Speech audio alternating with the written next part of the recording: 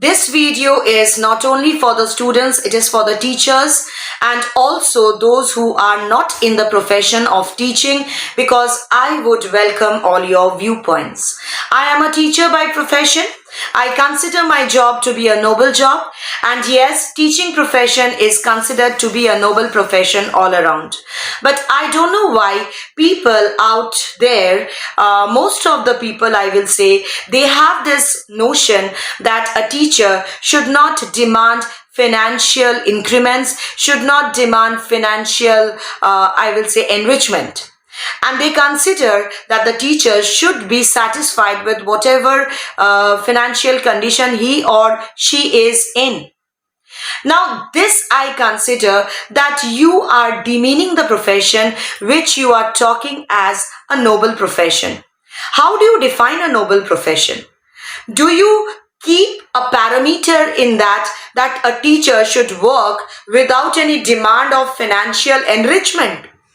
While the people, those who are talking about it, maybe in administration, maybe in management, they will be enjoying their life and they will actually expect the teachers to be on toes always, which a teacher is always on toes.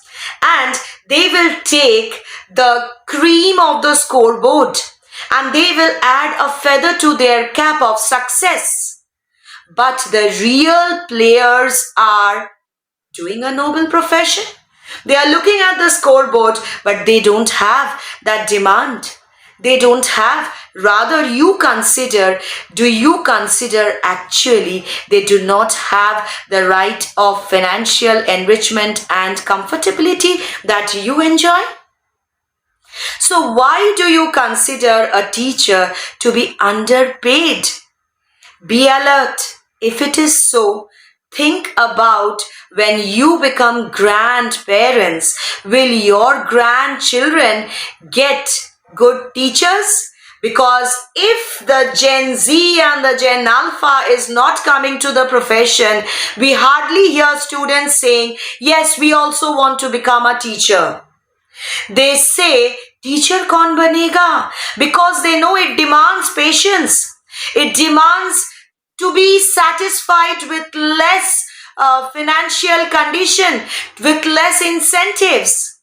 Why do you talk about incentives at all? Talk about revisions. Talk about respect in earning.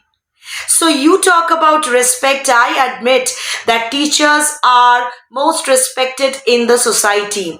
But if a teacher talks for financial right, then becomes controversial. Why is it so? I want this voice to come up. A teacher should not be zipped over financial rights.